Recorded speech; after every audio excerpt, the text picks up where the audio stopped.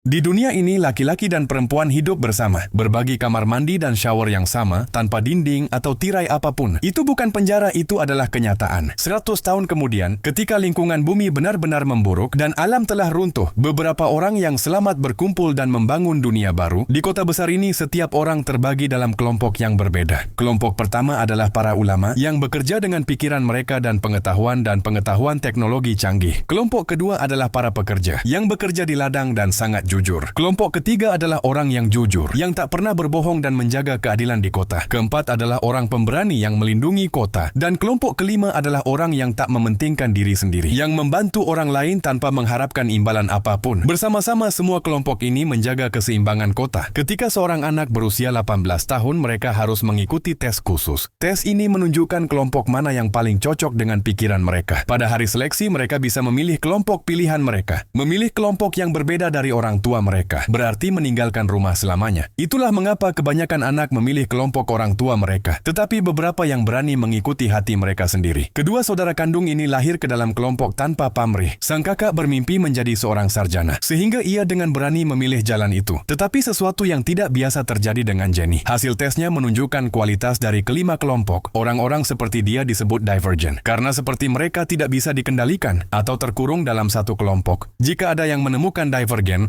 mereka langsung dibunuh. Jenny beruntung pengujinya baik. Ia memalsukan laporannya untuk menyembunyikan rahasianya dan memperingatkannya untuk tidak pernah mengatakan yang sebenarnya pada siapapun. Pada hari seleksi, Jenny berjuang dalam dirinya, tapi akhirnya mengikuti kata hatinya dan memilih kelompok pemberani. Hari itu orang tuanya kehilangan kedua anaknya, tapi mereka menghormati keputusan mereka. Tantangan pertama bagi kelompok pemberani adalah melompat dari atap yang tinggi ke dalam lubang gelap yang dalam. Tak seorang pun tahu apa yang ada di bawah, dan ketakutan terlihat di wajah semua orang. Jenny melangkah maju dengan berani, berhenti sejenak dan kemudian melompat. Sebuah jaring menangkapnya dengan aman tepat ketika dia sedang mengatur napas. Seseorang menariknya ke bawah, itu adalah David. Pelatihnya David terkesan dengan keberanian Jenny. Orang-orang lainnya juga ikut turun. Ia membagi mereka menjadi dua kelompok. Satu untuk mereka yang lahir dalam kelompok pemberani, dan satu lagi untuk para pendatang baru. Termasuk Jenny. David secara pribadi melatih para pendatang baru. Setelah itu semua orang dibawa ke asrama. Tempat kamar mandi dan toilet benar-benar terbuka. Seminggu kemudian kompetisi dimulai. Kedua kelompok saling bertanding. Orang yang paling lemah dikeluarkan dari rombongan dan dibiarkan sendiri. Hidup seperti pengemis di jalanan. Latihannya termasuk berkelahi, tes menembak dan stamina. Jenny kecil dan sering kalah. Setiap kali dia berakhir di bawah, tapi sebelum menyerah, Jenny memutuskan bahwa dia akan lulus apapun yang terjadi. Dia berlatih sendirian sepanjang malam. David sering mengawasinya dan memberi nasihat. Perlahan pemahaman khusus berkembang di antara mereka.